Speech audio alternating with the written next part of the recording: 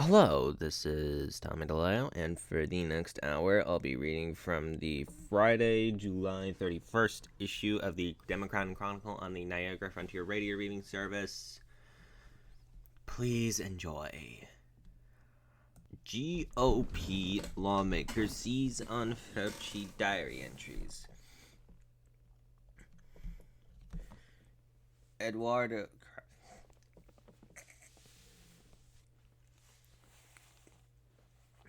Republican lawmakers have seized upon Dr. Anthony Fauci's personal diary in making renewed attacks against the immunologist who became the public face of the nation's response to the COVID-19 pandemic, and most recently, upbraiding him at a July 29 Senate committee hearing. Senator Rand Paul, a Kentucky Republican, released more than 1,500 pages of the 85-year-old former National Institute of Allergy and Infectious Diseases Director's diary, followed by subpoena. It is rare, from private, personal writings from former government officials to be obtained by the government and released to the public. Fauci's diary was created and stored on government servers. The entries span parts of 2001 to 2015, as well as January 2020, the advent of the pandemic, through December 2022. They give Fauci's thoughts on everything from COVID-19's origins, and the ensuring public health response to his contentious relationship with President Donald Trump and Fauci's own celebrity. Origins of COVID-19. In early 2020, Fauci's diary entries were included into looking into the origins of the then novel coronavirus, including a belief held by some Republicans that the virus originated at China's Wuhan Institute for Virology,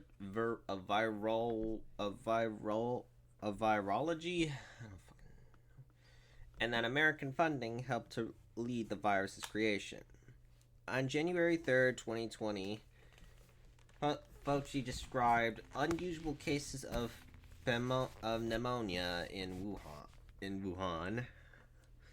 And he entered almost daily updates on COVID-19, including in case counts and entry of travelers. In January 2020, Fauci described conspiracy theories about the virus and how it was manufactured. Whether that manufactured virus was released intentionally or unintentionally. He wrote, "I suggest that we get a larger group of qualified evolutionary biologists, virologists, and virologists together under the auspices of a convening body and carefully look at this. We agreed to convene by phone the next day." In 2021, he said he faced pressure from the right, specifically from Paul, but had said that it was molecularly impossible that funds that the United States gave to Wuhan lab created the virus. In August of that year, he again referenced House Republicans, who continued to push the idea that a lab break caused COVID-19 and that the National Institutes of Health had a role in it. Fauci said it was based on no new information or data, whatever. He said the accusation stemmed from the big lie about Trump winning the 2020 election despite his loss in the popular vote and electoral college count. Fauci, it looks like Trump is telling the truth, he wrote on August 2nd, 2021. "It is plain and simple. A concerted effort aimed at getting Trump reelected and extricating him from any blame meaning the complete mess up of his response to COVID-19. Several studies, including one in 2022, have said that available evidence suggests the virus spilled over naturally from animals to humans. The World Health Organization issued a report in 2025 saying it had more understanding of the virus's origins, but needed more information, and China wouldn't provide it. In 2025, the CIA said it was more likely that the virus came from a lab than nature, though it said it had low confidence in its assessment. School closures. Lengthy closures of schools became a flashpoint in the backlash to public health orders trying to contain the spread of COVID-19 as officials tried to understand more about how people infected one another. In late 2020, Fauci wrote about Chinese officials closing schools, and he began referencing Americans needed to close schools when the virus arrived in the country. And on March 15th, around the time cities and states began lockdown orders, Fauci mentioned conversations with them. New York City Mayor Bill de Blasio and California Governor Gavin Newsom, both Democrats. New York City became an early epicenter for the outbreak. A day later, Fauci said he formulated a more aggressive mitigation 15-day strategy that included closing schools. In April, he referenced conversations with Florida Governor Ron DeSantis, a Republican, who wanted to keep schools open. He said DeSantis later called and said he was evaluating the situation. Later, Fauci said he clarified to Mark Meadows, the president's top aide, that he never said not to open schools, but that a vaccine should be ready when schools are reopened. Still, in early July, Fauci wrote, Trump wants to open the schools at all costs. Clearly, he's not care about the safety of children. In August, he said the default position should be to reopen schools because of the psychological effects on children, as well as the needs of children who depend on school breakfasts and lunches, and the effect on working families. But he said the primary consideration should be the health, safety, and welfare of children and teachers, and spread to families.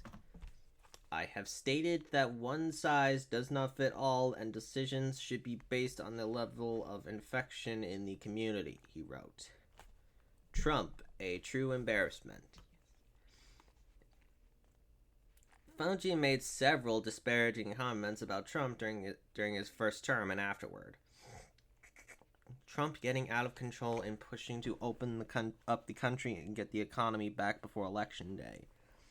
Fauci wrote on May 22nd, 2020. He is desperate, Fauci wrote, with a misspelling. This is all about re-election. In the summer, he wrote about his relationship with Trump, in which the president said he was okay with Fauci in person and told reporters their relationship was fine, but then he retweeted posts attacking Fauci. He is a very strange guy, Fauci wrote on July 28th, 2020. Fauci said on October 15th, 2020, days before the presidential election, as the election nears, the cases increase and surges are inevitable as we enter cooler weather. Trump is on the campaign trail spewing nonsense. He is really out of control. A true embarrassment. His own fame, though a pillar in research such as on HIV and AIDS, Fauci was unknown to most of the public until he began regularly appearing in news briefings in the pandemic. In his diary, he highlighted several major news stories about him. Those entries have become fodder for critics who say he was obsessed with promotion. Press is still hot and heavy about me. he wrote on April 7th, 2020. And on May 21st, 2020, he called a 40-page Washington Post a front page Washington Post article very flattering. The situation with my national and international fame is explosive and really unimaginable. It is not hyperbole to say that today I am one of the most famous and talked about person in the country, and one of the most recognizable people in the world. Election experts talk challenges ahead of November midterms. Steve Au. House Minority Leader Hakeem Jeffries came to Rochester on July 29th to hold a shadow hearing with U.S. Rep Joe Morrell D'Irondequoit on election security ahead of November's midterm elections. The speakers at the hearing identified challenges facing election administration ahead of the midterms, with concerns about voter intimidation, collection of voter data, and reductions in federal election security resources. President Donald Trump gave a July 16 prime-time address to the nation to make the case for the Chinese interference in the 2020 election. Alleged election infrastructure, including voting machines, has been compromised, and cover-ups of fraud and non-citizen voters, though those claims have been met with skepticism. Senate Democrats have also pressed the administration on any plans to send federal agents or National Guard members to polling places this fall.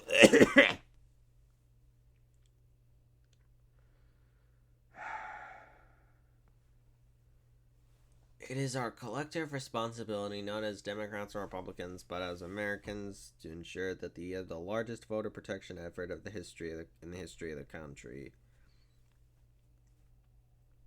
That we give everyone an opportunity to have their voice heard, so that it's the American people who hold the gavels in the next Congress, Jeffries said.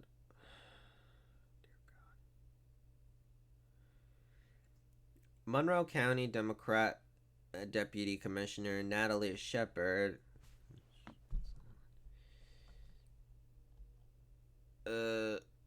said elections are safe and secure. There are layers of security and transparency, bipartisan overnight. Public testing of oversight, public testing of voter equipment, audits, and legal avenues to challenge concerns. The confidence in our elections isn't built in one person or one office, but it's built on thousands of election workers, bipartisan observers, and citizens who all play a role in this process, Shepard said. Voters need to know, and those I work with on both sides of the aisle regularly see, that the election professionals who administer elections in the United States are indeed professionals, said Bob Bauer, former White House counsel under President Barack Obama and New York University law professor. Machines are tested, lists are maintained, and all sorts of safeguards are built into the system to protect against any concern that the votes are not correctly counted. The Trump administration has cut funding to federal agencies to handle election security. Two of the three members of the Federal Elections Assistance Commission, which helps local election officials prepare, were cut on July 9th. The Cybersecurity and Infrastructure Security Agency, which prepares states for cyber threats, has lost election security staff and funding. The security assessments that hundreds of election jurisdictions relied on have stopped, and that funding for the centers that warned election officials about threats have been terminated, said Omar. Senior Vice President of Policy and Litigation at nonpartisan watchdog Common Cause. Election officials tell us that they are flying blind. Common Cause is also Also training poll monitors in how to deal with issues like voter intimidation. Immigration and customs enforcement agents approached and questioned a poll worker in Syracuse during the June 23 primaries over a social media post. No voters were present when the agents were there, according to media reports.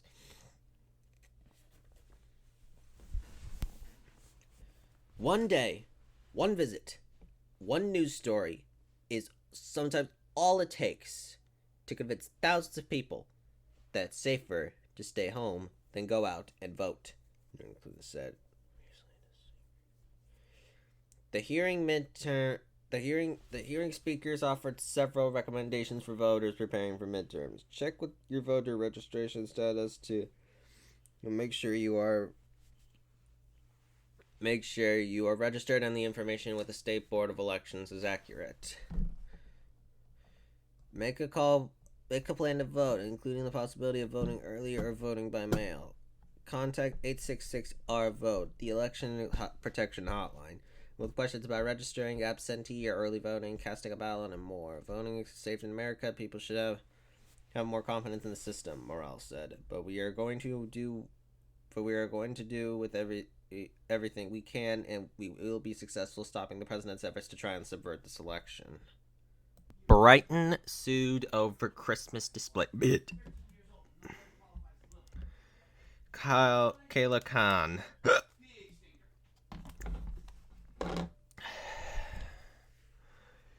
A Brighton man says town officials effectively blocked his request to display a Christian nativity scene at 12 Corners Park by ignoring nearly a dozen emails, calls, and in-person visits to Town Hall over more than 2 years.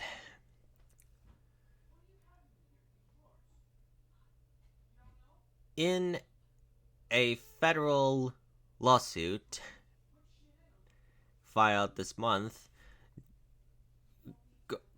Gennaro Polverino has accused the town of violating his First Amendment rights to free speech and religious expression.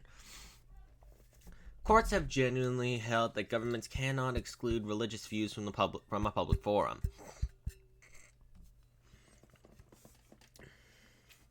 Polverino said he first asked town officials if he could get permission to set up an illuminated, life-size nativity display around Christmas 2023. He never heard back. Similar attempts over the next 2 years were also went unanswered, the lawsuit claims. Meanwhile, Brighton allowed other private groups to display a menorah and a Ramadan banner at the park, the lawsuit says. Having opened the square as a public forum to religious expression, as evidenced by the prominent an annual display of a menorah, complete with a sign disclaiming government sponsorship, the town may not deny Dr. Polverino's request to erect a display reflecting his own religious viewpoint, the lawsuit reads. Polverino is being represented by the American Center for Law and Justice, a Christian and conservative legal group. His attorneys sent a final demand letter to the town in June, but never got a response. The letter sought permission to set up the nativity display this December, or clarity on how to apply a permit apply for a permit to do so. The suit was filed on July 21st in the U.S. District Court of the Western District of New York. Brighton Town Supervisor Bill Mulhall did not immediately respond to a request for comment. Senator wants Fauci in contempt after invoking the Fifth. USA Today. Washington.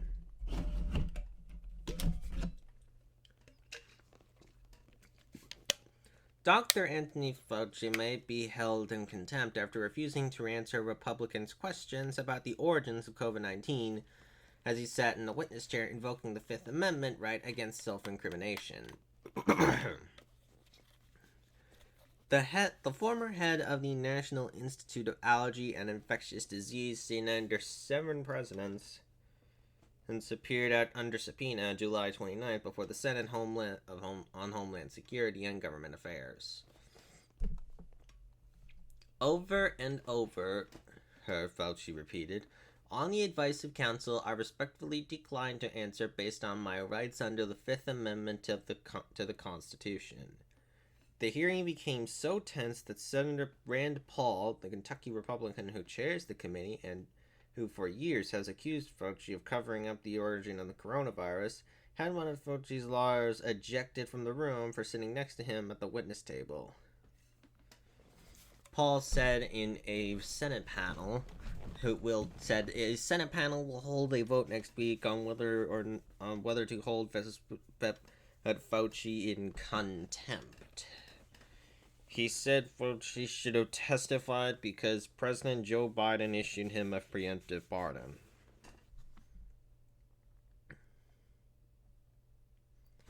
It's against the law to obstruct an investigation of Congress, said Paul.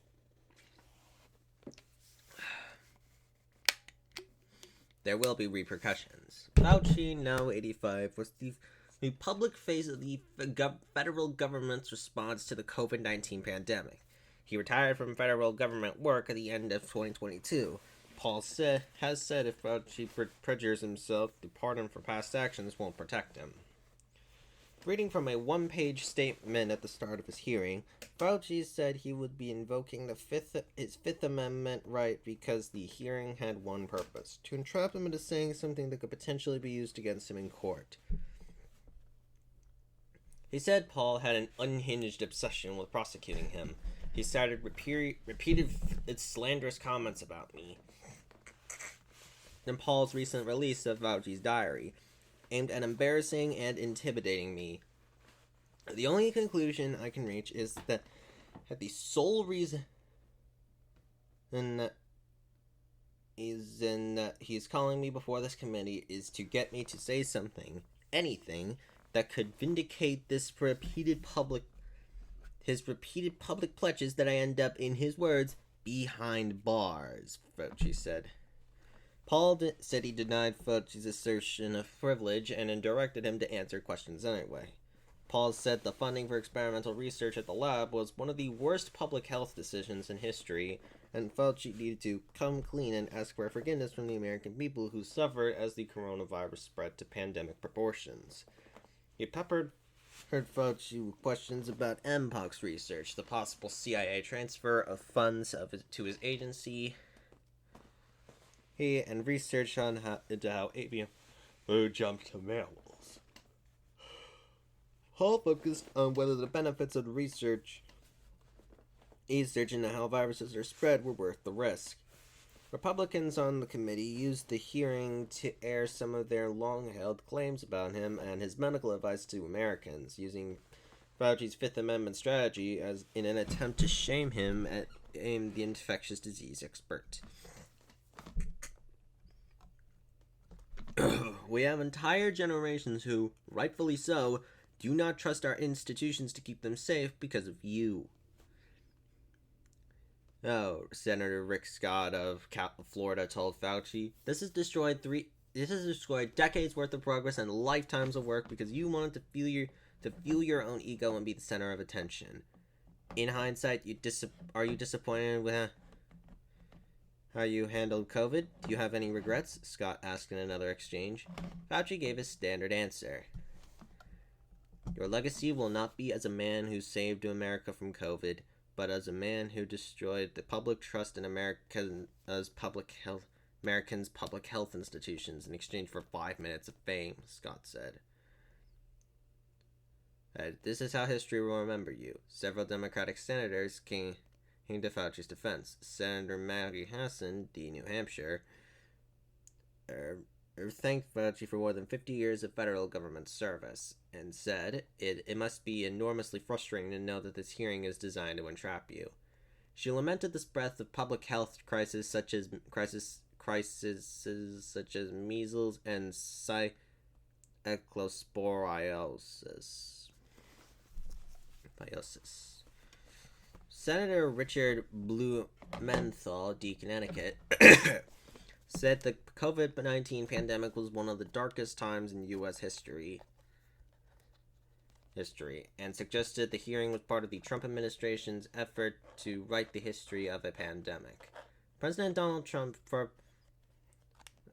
told reporters that he watched the entire hearing. He sought to distance himself from Fauci, yet he did not pile on.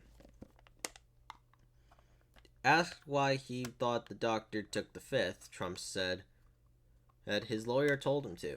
I don't know if he would have been better off not doing it. When asked why he didn't asked why about the validity of Biden's follow-our pardon for Fauci, Trump said, "I respect that. I know how powerful it is." Fauci may face a similar panel in the White House. As the hearing ended, Rep. James Comer, our Kentucky chair of the Oversight and Government Reform Committee, threatened to subpoena Fauci as well. A restaurant trendsetter in Rochester to close. Rev Barbecue began 13 years ago as the Revelry. Rochester Democrat Chronicle, USA Today Network.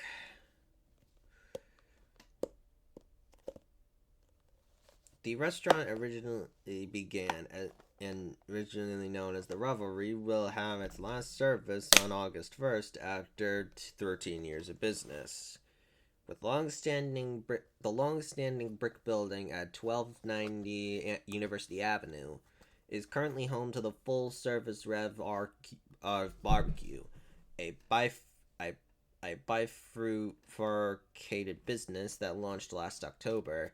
A companion counter service joint called the Rev BBQ Outpost,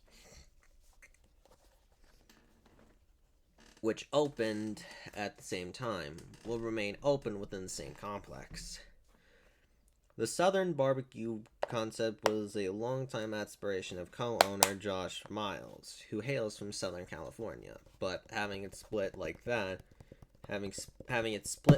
didn't work like I wanted to, he said.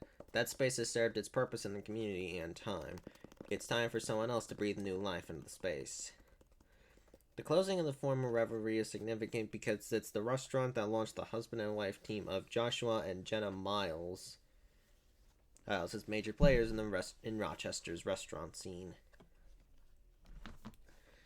When the Revelry first opened on University Avenue in 2013, it featured a jaw-dropping transformation of a spacious two-story building within the former Huther Brothers saw manufacturing plant. Its initial focus was an upscale take on low-country South Carolina cuisine, something the city hadn't seen before, and it was among the first wave of bars in Rochester to feature craft cocktails. It was widely popular from the beginning. I think we really gave Rochester hospitality they had not seen before, Miles said. It was a special moment in time. It was really impactful and dramatic and special.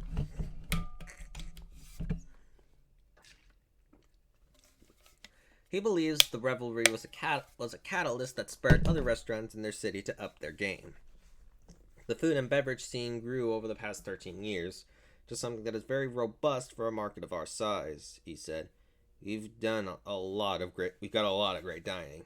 Within a year of opening the Revelry, Josh and Jenna Miles opened Branca Bushnell's Basin, now called the Branca Basin, and Buffalo Proper in Buffalo. They eventually sold both businesses. They also ran the food and beverage operations at the Strathallan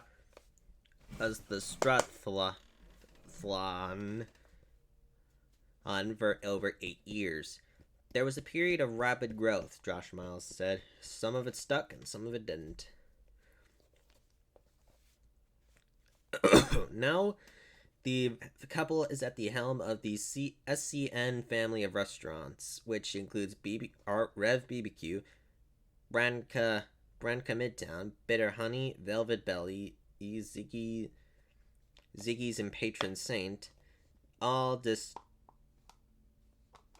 distinct restaurant concepts located within the city of Rochester. While he has a sense of nostalgia about closing the Revelry, Miles said things quickly change quickly in the restaurant business, and it's important to know when to pivot.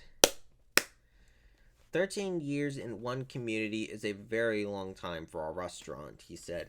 It's been important to a lot of people, noting that many people had first dates, engagements, and weddings there. At the end of the day, the Rev was one of the most special experiences of a restaurant that I have ever been a part of, he said, remembering both its employees and its guests fondly. When he first started the company, Miles' slogan was changing lives. He'd tell employees that people visiting restaurants arrive at various points in their lives and that can find sanctuary within the restaurant's walls. You never know what they're coming from or what they're dealing with, he said. That place, without a doubt, unequivocally changed lives. What's next for Rev Barbecue? The Rev Barbecue, that was formerly known as the Revelry, will be open regular hours until August 1st. DJ Pepe will be on hand for its final celebration on August 1st.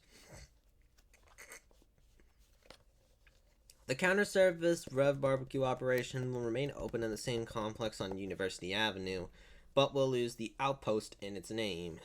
It will serve lunch and dinner Tuesday through Saturday, and a liquor's license is planned. It will focus on takeout, private events, and full-service catering. Gift cards for Rev Barbecue, Rev BBQ Outpost, and the Revelry may be redeemed at Rev Barbecue. You are listening to a reading of features and articles from the Democrat Chronicle on the Niagara Frontier Radio Reading Service. Trio sought robbery at McDonald's drive-thru. Rochester police are searching for 3 people accused of robbing a McDonald's by reaching through the drive-thru window, pushing an employee, and stealing cash. The robbery happened just before 5 p.m. at McDonald's at 788 Lake Avenue near Lexington Avenue, police said. According to investigators, a silver Kia Ford entered the drive-thru, and the 3 people inside ordered food. When the vehicle pulled up to the payment window, one passenger got out and approached the window. Police said the suspect reached through the drive-thru window, pushed an employee away from the cash register, and stole cash. The suspect got back into the Kia Ford, and the group fled the scene, the police said. No injuries were reported, no arrests have been made, and the investigation remains ongoing. Police have not released descriptions of the suspects. Corning honors longest-standing retiree. Corning Inc. has impacted countless families over its many decades in the Southern Tier. But few have dedicated more time and talent than the Holtzmans. Corning's longest-standing retiree, 105-year-old Eileen Holtzman, was honored Wednesday, July 22nd, during the company's 175th anniversary celebration. Eileen is Corning's longest-standing retiree and a living link to the generations of people who helped build this company and shape the future that continues to define us today, said Wendell Weeks, Corning chairman, CEO, and president. Thank you all, said Holtzman to a large crowd at the Corning Inc. 175th celebration. You are so beautiful. Thank you. I can't imagine all these people came out here for me. Just wait until the girls back home at Bethany Village Horseheads hear about this. Everyone will believe me now about how important I am. Thank you. I'll be back for my 90th. Weeks said Eileen comes from a remarkable multi-generation family of Corning Inc. employees. More than 20 members of the Holtzman family have dedicated their careers to the company, collectively contributing over 400 years of service. Weeks said that we often refer to those generations of employees as Corning's long blue line as part of our 175th celebration. And I have the special privilege of recognizing one extraordinary member of that long blue line, Eileen Holtzman. In the course of Corning Inc.'s research, the company came across a 1956 New York Times article highlighting Eileen's grandfather, who blew the glass as for Edison's first light bulbs. And at the time held the record as Corning's longest-serving retiree at 80 years. Today, Eileen surpasses her grandfather's record with 43 years of active service in Corning's payroll department, along with more than 40 years in retirement, and for a combined of 84 years of service. This week said, to mark this incredible achievement, and in recognition of Eileen's contributions to Corning's 175-year legacy, we are honored to present her today with an 84-year service pin and a check for $17,500, an amount chosen as a tribute to this milestone anniversary, one that Eileen has helped to make so meaningful.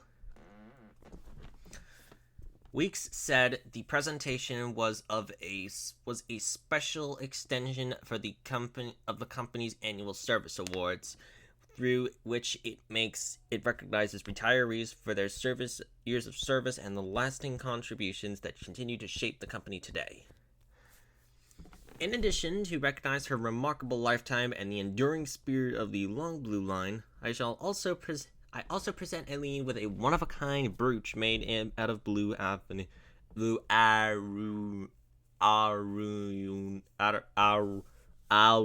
glass. Weeks said, blue Arun is a type of metamorphic glass with an iridescent appearance achieved by spraying the glass with lead chlorine and reheating it under controlled atmospheric conditions. Blue Arun was developed by English designer and Steuben founder Frederick Carter, who managed Steuben Glassworks for many years, as its location was just a few hundred feet from where Wednesday's ceremony was held. With its beautiful blue hue, we hope this piece will remind Eileen of the long blue Corning line she so honorably served on, Weeks said. On behalf of the entire company, and congratulations and thank you for your contributions to Corning and for helping create the foundation upon which 175 years of innovation has been built. It's been a lovely day, Holtzman said. I couldn't have asked for anything more. Holtzman said Corning Inc. means so much to her. Holtzman actually started working at Corning in 1940 when she was 21 years old. It's like family to me, Holtzman said. I started Corning in 1940, around World War II, when I was 21 years old. My family has more than 400 years of service with Corning, and I always appreciated that. Eileen Holtzman was born and raised in Corning on Pearl Street, living there for 100 years. She now lives at Bethany Village, Horseheads. Misuse of Walworth's fire department funds alleged. The Wayne County Sheriff's Office is investigating the alleged misappropriation of funds from the Walworth Fire Department involving a former member of the department.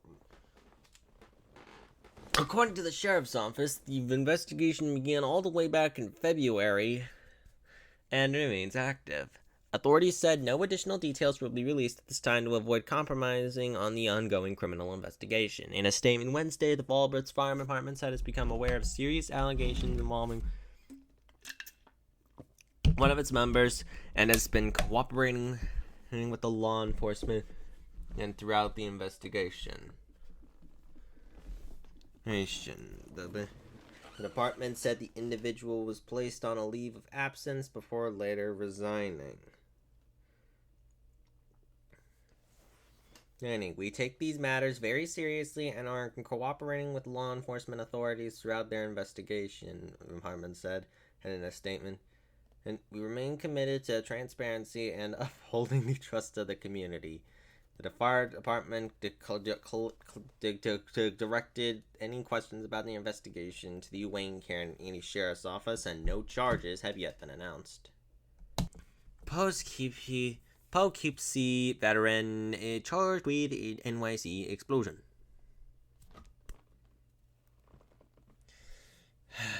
The 43-year-old man,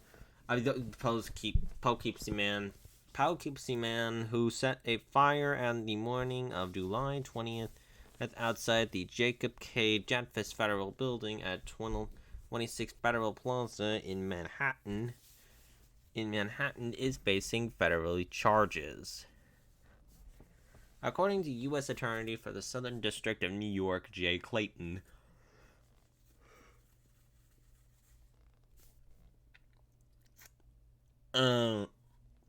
Andrew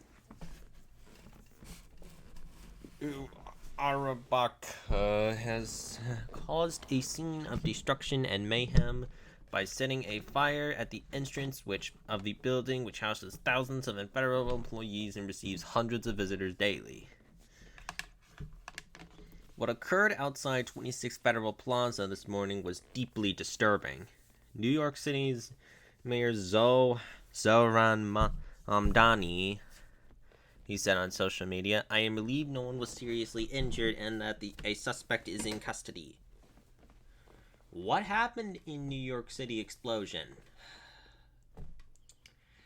Assistant Director in charge of the New York Field Office of the FBI, James Barnacle, said that Arabaka took the subway from Harlem, his last known address, to Penn Station on July 19th and stayed overnight near the Holland Tunnel.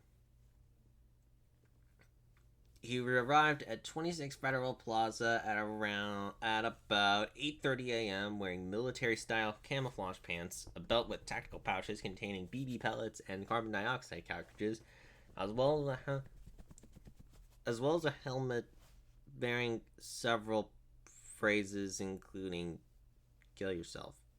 What? Okay. Arabaka set off several fireworks, shot a BB rifle in the direction of the building, and then poured a bucket of flammable liquid onto the ground outside of one of the building's entrances and ignited the liquid, which subsequently exploded into flames, according to the U.S. Attorney's District or the Southern District.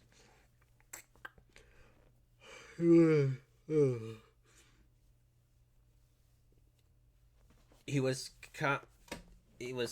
captured on surveillance footage running from the explosion of flames. Then, after setting the fire, Arabaka retrieved a box of fireworks from a utility wagon that he had wheeled into the area and threw the box into the fire. Just as an explosion sounded from the direction of the fire, law enforcement agents apprehended Arabaka. Under Arabaka's clothing, authorities said he had a crossbody bag concealed containing a knife and matches. He also had a New York driver's license. FBI said in a statement to USA Today that its New York Joint Terrorism Task Force was investigating the incident. The Joint Terrorism Task Force, first established in New York City in 1980, is a multi-law enforcement agency that includes New York PD, NYPD officers and FBI detectives and FBI special agents who investigate terrorism in the New York City metropolitan area around the world, according to the New York City Police Department. After Arabaka's arrest, law enforcement Horstman searched the wagon, which bore the phrase "ice off our streets," and recovered a number of items as per the U.S. Attorney's Office for the Southern District. These included a BB rifle and a pellet rifle, a machete, 2 hatchets, a mallet, a hammer, and what appeared to be several fireworks, including a cylindrical multi-shot consumer firework with a printed label reading "nuclear warhead" and a black and yellow radiation symbol. Multiple people were evaluated for injuries. One person appeared to have been hit with debris or from the fire or explosion, resulting with a resulting gash on the back of their forehead. Because of the quick and brave actions of law enforcement, no one was seriously injured, and Arabaka was taken into custody. New NYPD Police Commissioner Jessica S. Tish in a statement. This incident is a stark reminder of the dangers that law enforcement officers face and the importance of the NYPD's work with our federal partners to keep the people of New York City safe. Who is the suspect in the Manhattan explosion? Arabaka of Poughkeepsie served in the U.S. Army from 2001 to 2005 and worked on Patriot missile systems as a repairman or mechanic, according to Chronicle. He said Arabaka had a couple of encounters with law enforcement, but nothing rising to this level. Also per U.S. Attorney Office in the Southern District, during a recorded Mirandized post-arrest interview, Arabaka said he was motivated to act by anti-government beliefs, including a belief that government authorities were unlawfully harming people, and said that he had targeted the building entrance because he previously observed that it was a busy one. FBI New York has zero tolerance for violence targeted at federal employees who choose to serve all Americans, Chronicle said in a statement.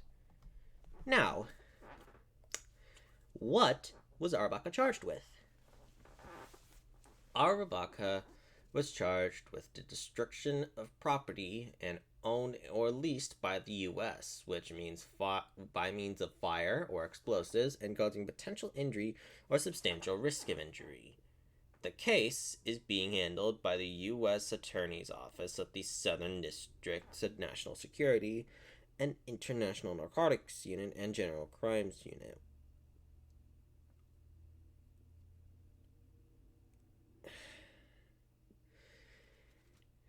And if convicted, the mandatory minimum sentence is 7 years in prison, and the maximum sentence is 40 years in prison.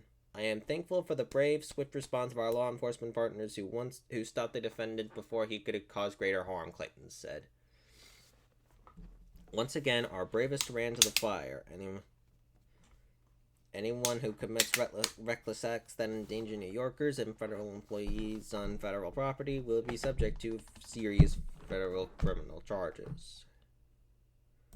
Okay, Canandaigua event celebrates the life of Austin Stewart, a former slave who later in life will have a major impact on the Canandaigua and Rochester communities, will be recognized on a day celebrating emancipation. The 1816 Farmington Quaker Meeting House Museum in Farmington and the Ontario County Historical Society will co-sponsor commemorating Emancipation Day, a program marking the end of slavery in the British Empire. The event will be at 1 p.m. Saturday, August 1st, at 19th century businessman, abolitionist, and author Austin Stewart's gravesite in the West Avenue Cemetery at 100 West Avenue, Canandaigua. The Ontario County historian Preston Pierce and Chester Freeman, who arranged for a historic marker in the Canandaigua for Stewart, will be the guest speakers. The Ontario Historical Society hosted a dedication for the marker in February 2019, the 150th anniversary of Stewart's death. Robin Noel from AKWAABA will portray her ancestor Nancy Tolliver, and members of Rochester Women's Community Chorus will perform. Who was Austin Stewart? Austin Stewart was born in 1793 in Prince William County, Virginia, to a man who owned more than 100 slaves and eventually secured his freedom and settled in western New York. He started a successful grocery store in Rochester, later moving to live in a colony in Canada to help free blacks. He eventually founded a school and taught in Canandaigua. He also spent time in Farmington among the Quaker community that would become deeply loved by anti-slavery efforts. Stewart later published in one of his earliest autobiographies written by a formerly enslaved person, sharing his experiences and advocating for freedom and equality in 22 years a slave and 40 years a free man. Stewart died February 15th, 1869. The significance of the August 1st celebration. The 1st of August celebration, known as the Emancipation Day celebration. The nation can recognize the freeing of slaves in the British Empire on August 1st, 1834.